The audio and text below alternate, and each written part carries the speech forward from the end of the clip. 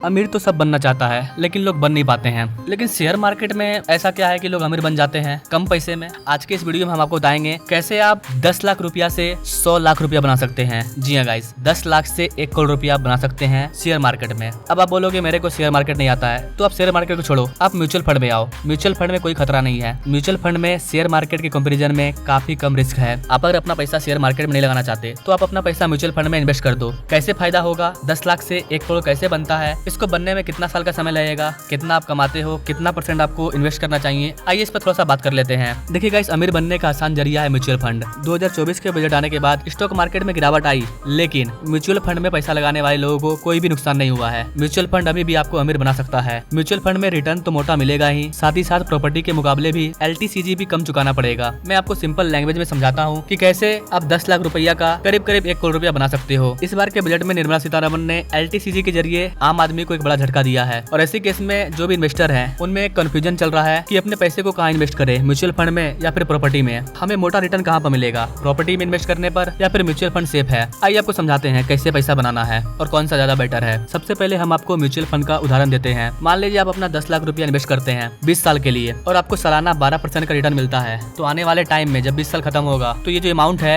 ये हो जाता है 96.5 लाख रुपया, यानी कि करीब 1 करोड़ रुपया। यानी कि 10 लाख लगाने के बाद आपको 20 साल में 86 लाख रुपया मिलेगा। लगभग 86.5 लाख रुपया का आपको फायदा हो गया 20 साल में। तो अगर आप एक आम आदमी है, अपना कुछ पैसा इन्वेस्ट करना चाहते हैं, तो आपको अपना पैसा म्यूचुअल फंड में इन्वेस्ट करना चाहिए। लेकिन एक रियलिटी ये भी है कि जब आप इस पैसा को लेने जाओगे तो आपको सरकार को कुछ टैक्स देना होगा, जिसे कि हम लोग LTCG टैक्स बोलते हैं। 96 लाख का जो टैक्स होता है वो हो रहा है 10 लाख रुपया, यानी कि फिर भी आपको मोटा मोटी 75 लाख रुपये का फायदा होगा। 10 लाख रुपये को आप म्यूचुअल फंड में इन्वेस्ट करो 20 साल के लिए, आपको पॉकेट में 75 लाख रुपया मिलेगा, प्लस आपका 10 लाख जो है वो, यानी कि टोटल आपको 85 लाख मिलेगा। वहीं अगर बात करें प्रॉपर्टी की, तो मान लीजिए प्रॉपर्टी में आप 10 लाख रुपए लगाते हैं 20 साल के लिए, और सालाना वो 10% का रिटर्न देता है, तो आपको 57 लाख रुपया का फायदा होगा। कुल रकम होता है 67 लाख रुपया, जिसमें से 10 लाख रुपया तो आप ही का है। इसमें कुछ LTCG टैक्स भी कटेगा, इसका LTCG टैक्स हो जाता है 7 लाख रुपया, यानी कि आपको टोटल 55 लाख रुपया बचेगा। इस प्रकार अगर देखा जाए तो प्रॉपर्टी में पैसा लगाने से अच्छा है कि आप 10 लाख रुपया म्यूचुअल फंड में लगा दो। अगर आपकी उम्र कम है, आप थोड़ा रिस्क भी लेना चाहते हो, तो आप अपना पैसा म्यूचुअल फंड में लगा दो। आप बिल्कुल रिस्क नहीं लेना चाहते हो, तब तो आपको अपना पैसा प्रॉपर्टी में ही लगाना चाहिए। अदरवाइज म्यूचुअल फंड बहुत मस्त है।